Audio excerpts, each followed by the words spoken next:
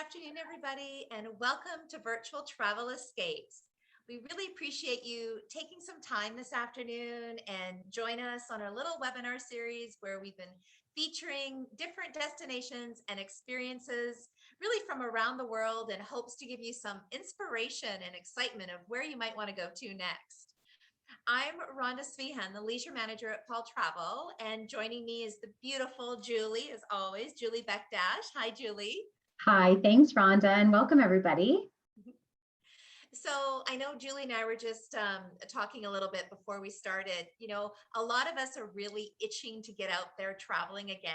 And, you know, there are many people who are in those planning stages just right now. So, you know, there's so many amazing and different ways to explore the world. We thought today would be a really great opportunity to showcase some, you know, active vacation options for you and what an active holiday might look like. So, you know, can you just imagine? I know I've been thinking about this too, and just with my background, you know, biking through, you know, the hills of Tuscany or through Provence, you know, maybe stopping at a little vineyard. Oh, it just sounds so magical and so amazing. So, you know, I think it's a really great holiday to kind of explore. So thank you guys for joining us today, and we really hope you enjoy. So just before I turn this over to Julie to welcome our amazing guests, I want to remind everybody, all of our webinars are being recorded. So, you know, if you've missed any of our past episodes that we've done, please visit paultravel.com/webinars. And there's a full list of all the previous webinars that we've done. There's lots of fun presentations there. So please, you know, visit and enjoy. Now, this brings me to our next presentation. We're going to do it every couple of weeks for a little bit here. So that'll be September 2nd at 10 a.m. because we're going to have a gentleman join us to discuss the Netherlands. So that'll be a great one to kind of mark your calendar and keep a watch out in your emails for the opportunity to register for that. And today, any questions you have, please don't be shy. Jot them in the Q&A box or put them in the chat box. We'd love to hear from you. Maybe you've been on a Butterfield and Robson tour before. Just let us know. Julie's going to monitor it all, and we'll ensure that your questions all get answered. So thank you. And Julie, I'm going to turn this over to you. I don't know, have you done a tour like this before or a trip? I haven't, but I would love to. I think the furthest is just going from Canmore to Banff or vice versa on my bike, but there's something just so freeing about, you know, the breeze and just cycling next to the mountains. I can't even imagine being next to a vineyard or lavender fields, or like, it's just something I'm going to do. Not want to do, I'm going to do it. So absolutely. Yeah, let's put it on our list. Yeah, exactly. Okay, well, thank you so much. So we're so lucky today to have these two guests with us from Butterfield and Robinson. So Laura Ben, she is joining us from the head office, which is in Toronto. She's been with Butterfield and Robinson for 5 years and taking on roles from travel advisor to sales manager. And now she looks after sales for B&R's most popular regions like Morocco, France, Japan, Greece, and Croatia. She's the go-to gal around the office. She loves chatting with travelers about which would be the best trip for them. And you'll hear from her how passionate she is about the company. And then we have a veteran with us. Annalise is joining us from Australia, her home on the Sunshine Coast in Queensland, Australia. And she's actually been with Butterfield for almost 30 years. And she's guided, like, since she first started guiding and doing walking trips in Europe in her mid-20s. So she has since guided in 16 countries, can you believe it, across 4 continents, and as well as working in the trip design and marketing department. So her experience in designing these trips throughout Australia, also in Tahiti, and also you'll hear about the bespoke itineraries that they have put together. So she's also regional director for Oceania, looking after the community in Australia. Great to have you both with us, and we're excited for all that you're going to share. So thank you so much for your time, and I'll hand it over to you. Thank you. Thank you so much. All right, I will share my screen in just 1 second here. Want to be sure everything is correct. All right. Oh, pardon me. Already off to a not a great start tech-wise. Here we go. All right, so welcome everyone. Thank you, Julie and Rhonda, for inviting us this evening, and thank you for the lovely introduction. I'm so excited to be joined by my colleague Annalise, who is joining us from Australia, which is pretty incredible. I've been lucky enough to meet Annalise a few times in the office, but it's always so nice to see her join us virtually from Australia. So yeah, a little bit about Butterfield and Robinson. We, I mean, hopefully a few of you have heard of us. We've been around since 1966, and we consider ourselves the inventors of the original biking trip in Europe. Our founders, George Butterfield and Sydney Robinson, started offering biking tours to their friends at university. And when the kids came home from Europe, raving about their time in Europe on bike, their parents said, hey, that sounds like something I want to do, but maybe not in hostels and maybe in some nicer hotels. And thus the luxury biking trip was born. Since then, we've expanded into hiking, many other things, and importantly, you know, custom bespoke trips of all sorts. What started as a biking company really has taken on the ethos of slow travel.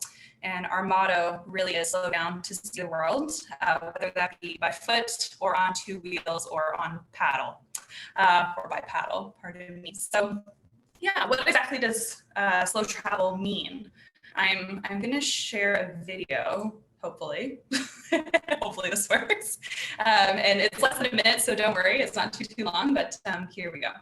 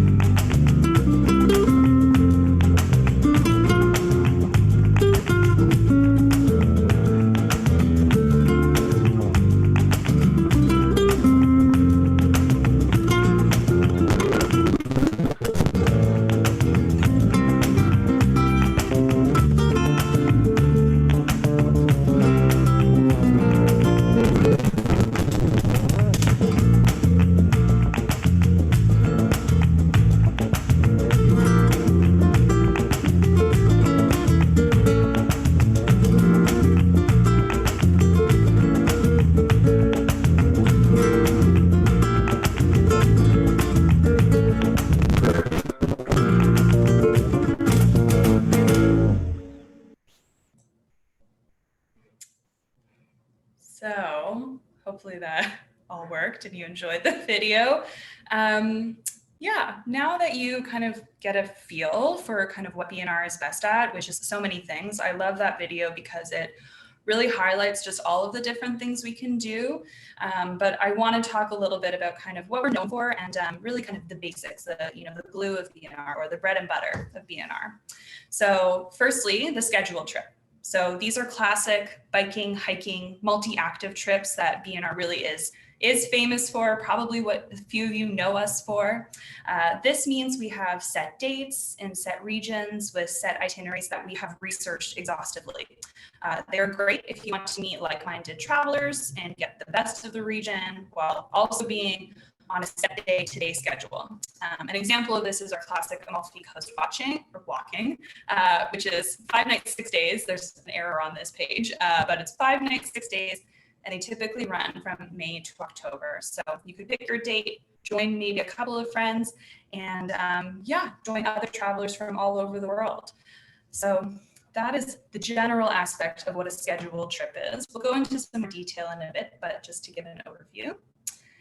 Next is self-guided. So a self-guided trip is exactly as announced, self-guided. There is no guide with you, but we provide everything you need. So from the routes to the bikes, to transporting your luggage from hotel to hotel, to even a local host who is only a phone call away in case of a flat tire, or if you need a reservation at the best spot in town that night for dinner, a great way to see your region, but also be on your own time frame and not necessarily be hosted by a guide or be led anywhere, and really, go at your own pace. We actually just had a self-guided trip end in Burgundy, and this traveler sent in probably the best description of a self-guided trip that I've heard. And it basically said, it lets you sleep in and do what you want, but also get, that workout in the day and really feel like a local, because you know where you're going, your luggage is going to meet you at the next place. So a really unique way to travel, especially by bike. We can also do walking itineraries though too, which is really exciting. Some examples of this might be Puglia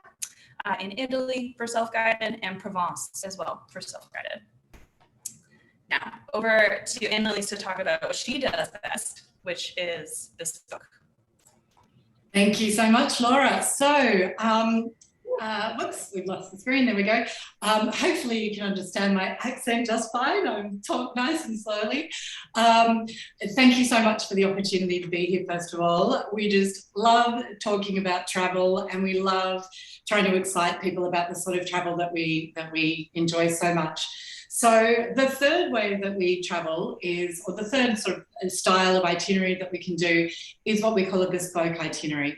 Now, bespoke is basically all about you. It's about your timing, the duration that you want to travel, who you want to travel with, and how you want to travel. So you can personalize this as much as you like. We've got all sorts of fabulous sample itineraries that we can show you, but then it's really a matter of you deciding what is really going to suit you. So, if you'd like to travel as just a couple, if you'd like to travel with a few of your best friends, if you'd like to travel with 3 or 4 generations of your family, we can do it all, and we can tailor it to how you do it. And I'll just point out, we've got some people here in a lovely boat and doing a multi-gen trip in Croatia and Greece. But we've also got some, a nice sort of, shot of a family trip in Vietnam there. And I do just want to point out that although a lot of people sort of, associate us with fabulous biking and walking trips in Europe, I do just want to point out that we go all over the world. And the reason we go all over the world, if Laura moves to the next slide, is because, drum roll, we have a fabulous group of experienced designers all around the world. Now, I'd love you to take a really careful look at these lovely faces here, because this is kind of the secret sauce of what Butterfield and Robinson does, in my opinion. We have trip designers, experienced designers who are based all over the world. And the secret is that each of those individuals know their little corner of the world intimately. So I'm going to use myself as an example. I'm Australian born and bred. I live in Australia. I've travelled all around the world, and I've worked with Butterfield and Robinson for a long time. So I really understand our travellers. I understand the sort of things that they're after. But I really, really know my part of the world. And I don't just mean that I know the difference between Sydney and Uluru, or, the best way to get up to the top end. I mean that I know the concierge at the Park Hyatt and can give them a call and say, I've got some travellers, can you do this or that for them? And if someone sort of tells me that they love art and they're going to Kangaroo Island, then I'll know the best galleries to sort of put them in touch with, and the artists that they can talk to. So like me, we've got a group of passionate people all around the world who really, really know their little corner of the world. And when we're designing a bespoke trip, or a scheduled trip, or a self-guided for that matter, we're really delving into our regions, not just to show people the places and the best biking or walking routes, or where they can go sea kayaking or whatever it might be. We're also really trying to engage with the people and the culture and the history there, and introduce them to the people that we know that bring all of those things to life. So that's what a bespoke trip is about. Now, the other side of it, I guess, is that we work really carefully with, the people that know you well. So we're working with Julie and Rhonda and the team from Paul Travel. They're talking to us and sort of saying, these are our travellers and these are the kind of things that they love. And so behind you, you've got a pretty good team of people that know you and know the areas that you want to go to, and we can hopefully design the perfect bespoke trip for you. I don't know what the next slide is, Laura, but let's have a look. Okay, so yeah, look, there's all kinds of different ways that we can explore and that we love to explore. So yes, we love getting on a bike. We adore walking down a lovely trail somewhere off the beaten track. But we do all sorts of other things. We do fantastic snow-based trips. We do amazing safaris in Africa. We've got Christine and Michelle who specialise in Africa with us and really know the place intimately. You know, Michelle lives there. Christine spends a lot of her time there and you know, does some fantastic projects in places like Rwanda that, you know, really immerse her with the local people. The other thing, I can just see e-biking mentioned there, and that's something that I really want to actually point out. So we have a fabulous fleet of brand new e-bikes in Europe and in other destinations throughout the world as well. And for those of you who are sort of thinking, biking sounds a little scary and intimidating, let me introduce you to the e-bike. So an e-bike is an electric assist bike. So what that means is that it has a small motor on it. Otherwise, it looks and feels exactly like a bike, a regular bike, what we call a hybrid or a sort of a touring bike. But it has a secret little button that lets you give an electric assist. So just a little boost, if you like, to your biking. Now, they really are fantastic. For any of you who've ridden one, you will know why I'm raving about them. They let you bike as much or as little with the assist on as you like. So if you happen to be in a partnership with one person who is a mad keen biker and wants to ride those hills and you know, work hard, then fantastic. But if you're the one who's kind of going, you know, I'd like to cruise a little bit more, then simply let us know that you'd like an e-bike. Sorry, I can see my dog behind in the screen. Sorry about that. And my husband. Yeah, so just let us know if you'd prefer to have an e-bike, and we can organise an e-bike for you, and it will make those hills just melt away. We do wellness trips. We have singular stays where you can, for instance, stay in the one villa in Tuscany or Provence and just sort of do excursions in and out of that. And obviously family trips is something that's very big for us as well. So all sorts of different ways that you can travel with us.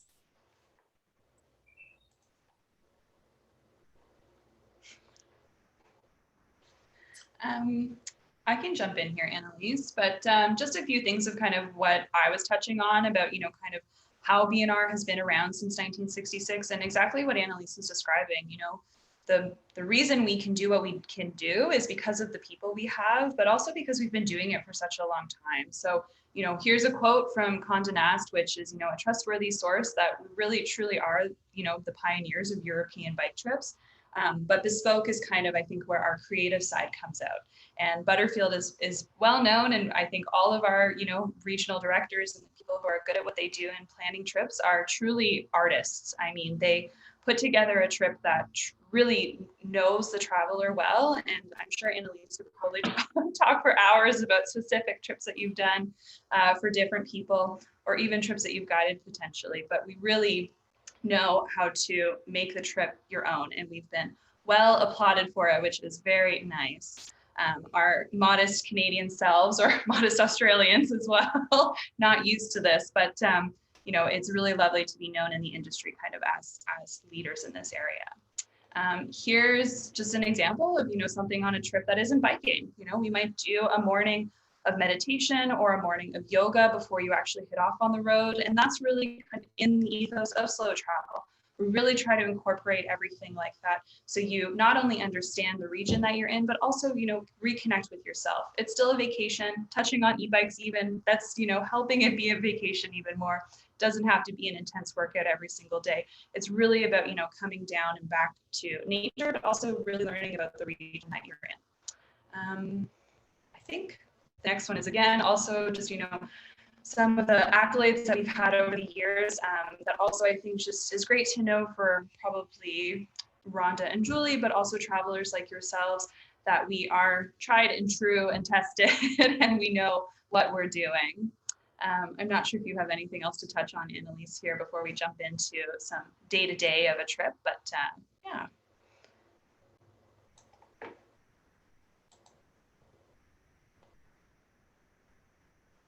No? All right, I'll keep going.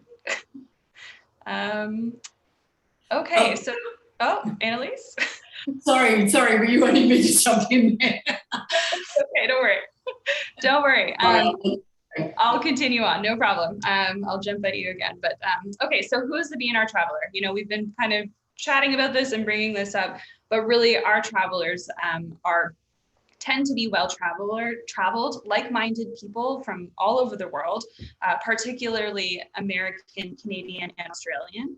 We also have some travelers that are from the UK and also from Brazil. They enjoy food, wine, who doesn't? Sign me up, but also live an active lifestyle. So, you know, a part of the trip too is that I always like to tell people, like, you do accomplish something on a B&R trip typically, especially our small group trips.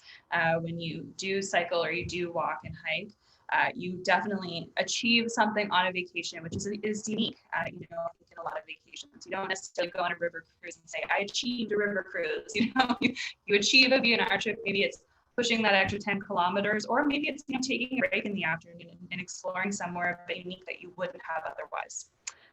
Most of our travelers are a mix of ages, from younger adults to multi-generational families. They definitely skew to kind of, I'd say, more retired crowd who just have more time to travel a bit more and spend more time in the region that they're in. And they're looking to connect in a different way than your typical type of traveler, like kind of all of the things I've been describing, really slowing it down and taking your time to get to know where you are.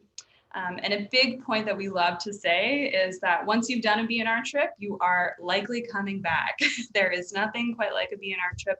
And over half of our travelers have traveled with B&R more than once, which I think is fantastic. And myself, someone who's on the phones, and even Annalise as well, you know, whether it be Julie and Rhonda who we're chatting with, you know, we likely know your names because you've likely been on a trip before. We're so excited to have you back, or to help plan something, you know, the next adventure. All right. So moving on to, here's an example. This is the classic B&R traveler.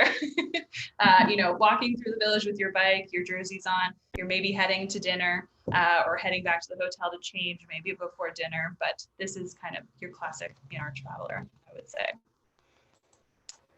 So what is a typical trip? You know, we can talk a lot about, you know, in general things, and travel is an intangible thing sometimes to discuss. So we wanted to go through maybe a bit of day by day just to give you an idea of the flow of a trip. So Burgundy is a classic itinerary of ours.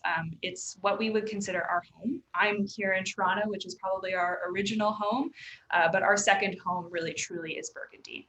Our European head office is in Beaune in France. And, you know, when I say that we are treated, you know, like locals in other places, in Beaune and in Burgundy in particular, we truly are treated like family because we are family there. You know, we have our home there. So this is a scheduled group trip. It is rated level 3, which is an enthusiast level. If you took an e-bike, I'd probably call it maybe level 2, but the e-bike also, as Annalise was describing, can change. You know, you can go up in power, you can go down in power, so you can make the trip as difficult or as easy as you want. This trip is a mixture of wine events, incredible cycling, some lovely properties that are very unique.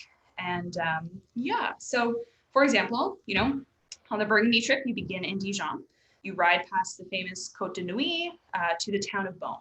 Beaune is a town that we have our home in, and so we are treated like family frequently. And I'm sure Annalise has been to Beaune many times in her life.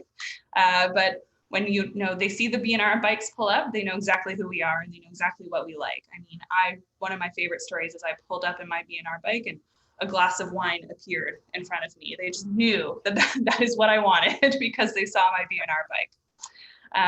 The Burgundy trip, you know, really highlights the incredible wine region, the food that they are famous for, all while exploring on 2 wheels. For example, on day 5, we have a loop ride where we leave from our hotel, which is a converted chapel. So it's a 5-star property in a converted, beautiful property.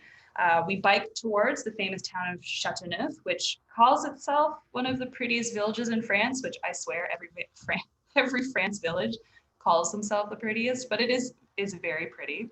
And then we end the night at a private residence of a French count, where we explore the chateau his family has had for nearly 5 centuries. So truly feeling like family at the end of that trip.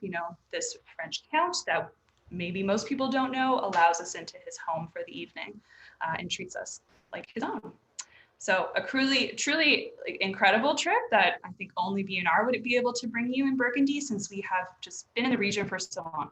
And as I keep saying, and I'm sure Annalise will touch on this, but we really are treated like family in Burgundy, and it really shows on our itinerary. But yes. And Laura, before you move from that slide, Laura, I just want to give one little instance from the last Burgundy trip that I guided, a Burgundy biking trip. So I really just wanted to sort of give you a little taste of the fact that even on our scheduled trips, we're really trying to make each one different and individual.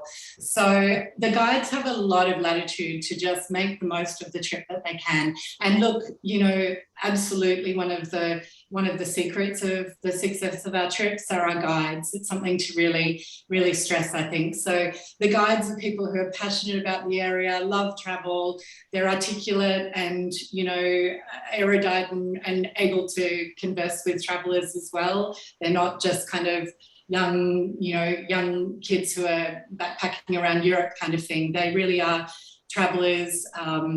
I've guided fairly recently myself, so I can tell you that they're not all young. But on a particular Burgundy trip that we did, we had this really, really lovely couple, and the woman within the couple, Julie, her lifelong dream had been to go to the area around Montrachet and drink Burgundian wine in Montrachet, and she was so excited to be doing this trip. It really was, a lifelong dream of hers. And so we as guides had kind of picked this up along the way. And so on the day that we were guiding, not far from here, through the town of Pouligny-Montrachet, we decided to do a little impromptu wine tasting amongst the vines. So if you can imagine cycling down this lovely road that you see here and coming around the corner and discovering that your guide was standing there in the middle of the vines with a beautiful table and tablecloth, and we had some wines that were right from the, the domains all around us. And we surprised her and the rest of the group with a wine tasting, and it literally brought tears to her eyes. And it was something that was quite small and quite simple for us to do, but it just made the trip for her. It made it for all of us. We all had a great time, but they're the sort of little things that we as guides have a lot of latitude and encouragement, from Butterfield and Robinson to do, to just make that trip special for people. So I just thought I'd throw that in there. We've also had a couple of questions from Elizabeth in the background, and yes, absolutely, we do Spain and Portugal, Elizabeth. And she was also asking about the ages of our travellers and whether 60 and 70 is too old to travel with us. Not at all. We get a lot of people in their 50s, 60s, 70s. We get people in their 80s. In fact, where at the moment we're discussing amongst all the experienced designers, we have one of our travellers who's 88 and has Parkinson's, but would still love to do something with us. And so we're designing something for him. So, that's the beauty of bespoke travel. We can really sort of, work around whatever needs or preferences you've got. I'm just going to very quickly talk about a bespoke trip now, and I promise I won't talk for too long. But this is a bespoke trip in Vietnam coming up. So this is just an example, really, and I won't talk too much specifically about this trip, but it's just an example of a family trip to Vietnam. So what I will say is the person that this trip was designed for would have been put in contact with Nathan, who is our man in Vietnam. He also looks after Cambodia and Laos, and he also does Jordan, actually. So he's got a bit of a range there. But look, Nathan is amazing. He has so much enthusiasm, it's hard to contain. He knows these areas so well. So look, the thing about that's good to know about when we're designing a bespoke trip is I can promise you we get just as excited about designing it as you do. So we do take it really personally. If we've got a family trip to Vietnam, we want to know how old the kids are. We want to know what they like and what they don't like. We want to know how much family time they want, or whether mum and dad want some time away to themselves. So everything that we do is going to be designed around what you actually want. So that's probably all I really need to say about that. But just keep in mind that, you know, it really can be tailored. And if you want to, you know, if you're in Vietnam and want to add a few days looking at the temples of Angkor afterwards, then we can add Cambodia, we can go into Laos, we can do whatever you like.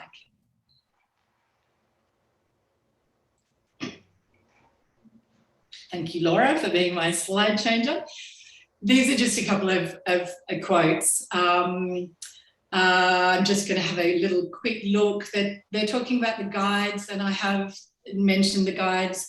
They really are, you know, what brings a trip together, what brings the personal side of it together. They're really sort of paying attention to what everyone wants to make the trip special, and to make sure that it's flexible enough to accommodate everyone's needs. So, you know, if you don't feel like biking today, even if you're on a scheduled trip, that's fine. You know, we can get you in the support van and take you to the lunch so that you can still join in, or do whatever it's going to do to make your day great.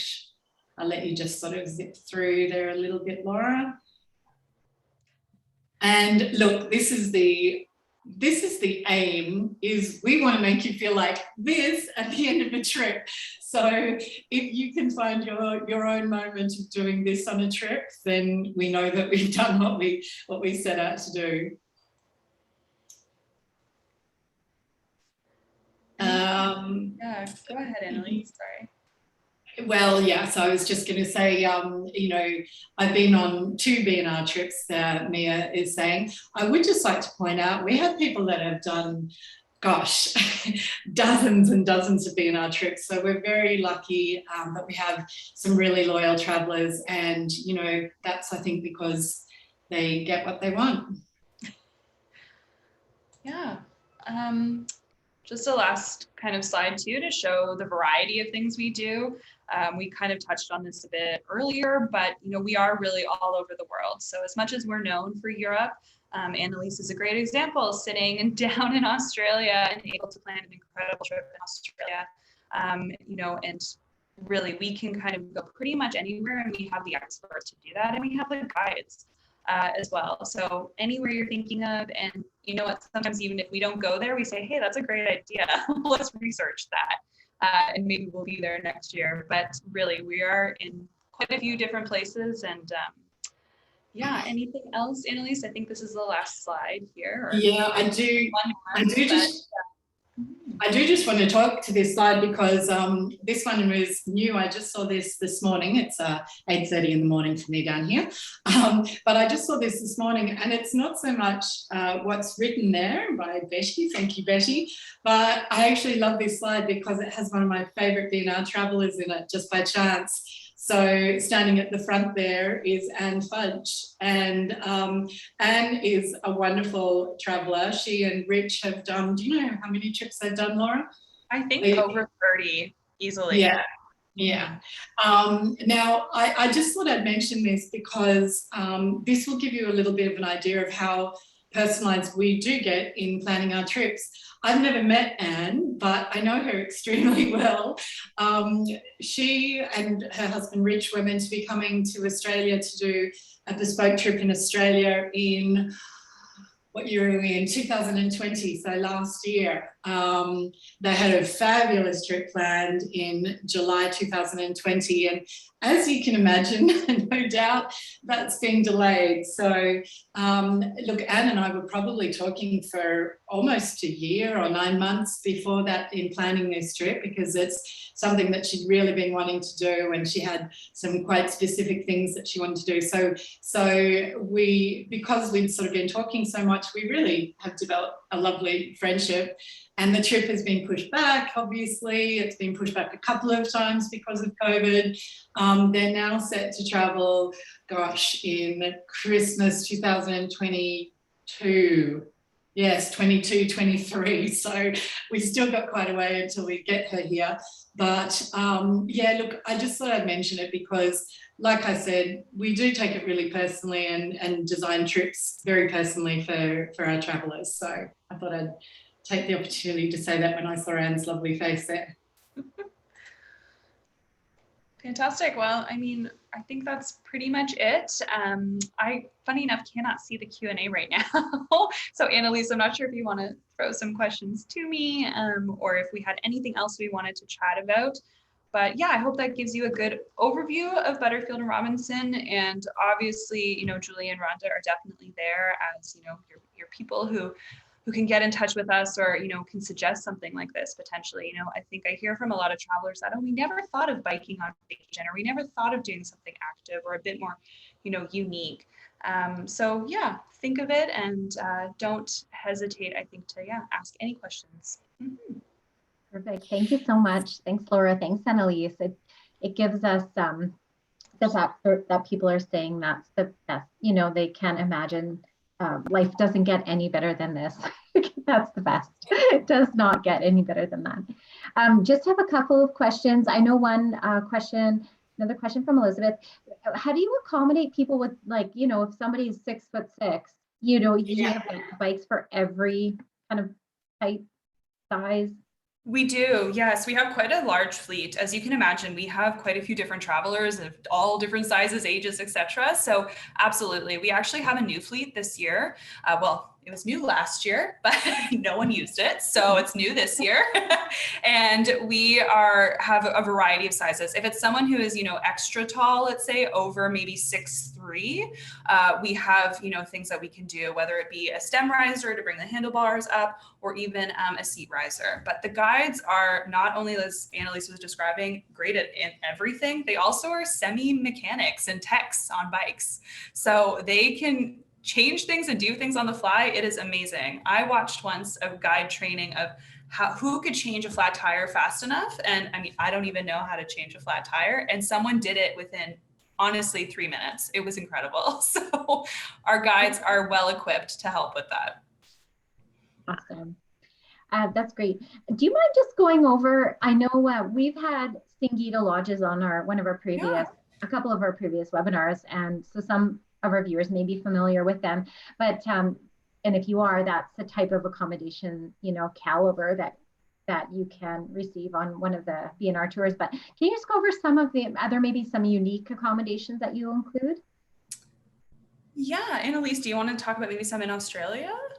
Or I can talk a bit about Australia. So look, accommodation for us has to be a number of things.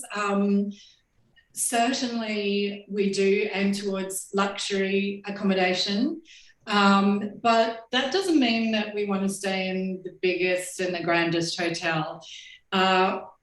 We love our hotels to be very much of the area that they're in. So, you know, it might be a small boutique, you know, family run place that we're in. Certainly, you know, they're luxurious and have fabulous quality and that kind of thing. But, you know, yeah, I guess it doesn't need to be sort of a big, you know, city resort style hotel by any means. In fact, we'll probably sort of steer away from that kind of thing. So in Australia, a great example are some of our so-called luxury lodges. So these are, you know, smaller lodges. Normally they sort of have a real eco bent to them, and they're in sort of, you know, some of the regions. So a couple of my favorite ones, for instance, would be Sapphire, which is in Tasmania. It's in the most gorgeous region. It has views over, you know, Great Oyster Bay. It has fabulous hiking nearby in the Freycinet Peninsula. The food and the wine is sensational. You know, the experiences, one of my favorite things to do there is to go out into Great Oyster Bay in a full set of waders. So, you know, you're all sort of dressed up in your waders, and to wander out into the middle of the bay, and they take a tablecloth and a couple of glasses, and a nice bottle of, sparkling Tasmanian. And then we literally just sort of pull oysters out of the water and shuck them and eat them there. So, these are the kind of places that we like to go. You can understand why, because they really are about the place. They're not just about the luxury. Sorry, I was thinking of Southern Ocean Lodge, but unfortunately that's one of the ones that famously got burnt down in the bushfires, but they are rebuilding it. But yeah, no, look, we've got, so Arkaba Homestead is another great one that I'll give you as an example. This is on the edge of the Flinders Ranges. It's a 60,000 acre wildlife conservatory. Sorry, did I say, yeah, it is 60,000. And it's a small homestead. It only accommodates 10 people. And so when you're staying there, you're eating around the table with the naturalist guides and the manager and, the people that live there. You're going out hiking and walking during the day and wildlife spotting, for kangaroos and emus and that kind of thing. And again, the food and wine is fantastic, but it feels very much like you're being welcomed into someone's home. You're in the old homestead. So yeah, there's a couple of Australian examples. Yeah, and I'd say, that's the case kind of across the board of our trips, even in Europe. And I always like to explain it to travelers that it might not be, the fanciest name hotel in that region, but we chose it because it is probably something that just feels more authentic to the region. I like to say sometimes like, a Hilton is a Hilton anywhere. Obviously there's some exceptions to that, don't get me wrong. But when you walk into some of the hotels that we use, you can tell, where you are. It's not just a copy and paste in the big city that you're in. So, yeah. And particularly if we can be in a hotel where we know the owners and they're really good friends of ours, and they'll invite us up to their, private rooftop veranda for drinks, as we do in Provence, for example, or help us to get to know some of the local people. We love small local places. Amazing. Wonderful. I have been to the Sapphire Freycinet in Tasmania, and it is incredible. Oh my gosh. I wanted to ask, so on the tours where they're set and you're joining with other people that you don't know, can you just give an idea of maybe what a day would look like? Would you normally do, say if it was cycling, would you cycle in the morning, then stop for lunch, and then cycle again in the afternoon? Do you have the option, or did they decide maybe the day of if they're going to go out again for that day? Yeah, that's kind of a great overview in general. Sometimes it depends on the logistics of the day, but in general, a day is that, you're cycling in the morning, we stop for lunch, which is usually an event like a vineyard and a winery and maybe a tasting or something completely different. We might be in a small town and we might have a walk with a historian or a local guide there. And then we have lunch at, a cute little bistro. Maybe you've had too many glasses of wine at lunch and you're like, I'm going to go back to the hotel. Not a problem. That's what the guides are there for, and they can make that happen. Or, similarly, if there's really some interesting shops in that town, maybe you stay for the afternoon and you don't get back on your bike. Typically, that's kind of how the day flows, though, is biking in the morning, biking in the afternoon, and all kind of ending up at the hotel at your own pace, but still in time for dinner, of course. So the trips can be at your own pace as much as you want to, and you really can do it on your own if you care to, but there's still an itinerary and there's still things to do. So I always like to explain it as, we picked this place or we picked this specific thing to do for a reason. So of course you can absolutely miss it, but we might not recommend missing it necessarily. But it's very much go at your own pace and really kind of do what you wish. And as Annalise was saying, our guides are great at making that happen. Yeah, and I'll just add to that the evening before the next day, the guides will be sort of discussing, around the dinner table, what's coming the next day. It's not sort of like everybody listen to me, here comes the lecture. It's just a natural sort of progressive flow of conversation, discussing what's going to happen. And so people can be asking questions, having a bit of a think about it. And then again in the morning, the guides will be there at breakfast time to sort of say, Rhonda, have you thought about what you'd like to do today? And, Rhonda, I noticed that you're really into antiques. There's a fantastic antique shop here on the bike route that you might want to stop off at. And so they really are sort of trying to individualize it. And I guess we should just quickly mention as well a little bit more about the support that we have. We've kind of mentioned the support and the vans a little bit, but on all of our trips, biking and walking, bespoke ones can vary depending on what they are, but we have support vans. And so let's use a biking trip as an example again, because it's a nice easy one.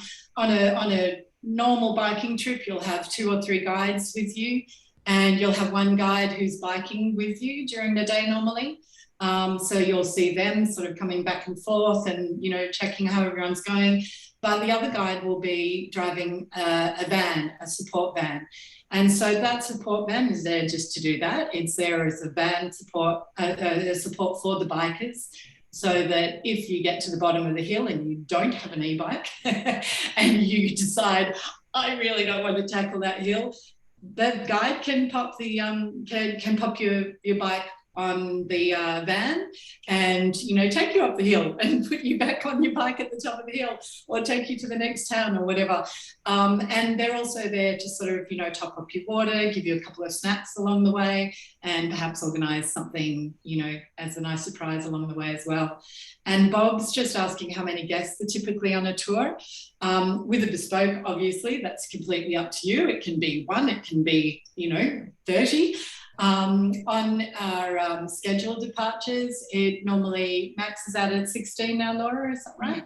Yeah, so maximum 16, but it can depend on the trip and the area as well. So in some areas, we really want to use a specific hotel that might only take 12 people.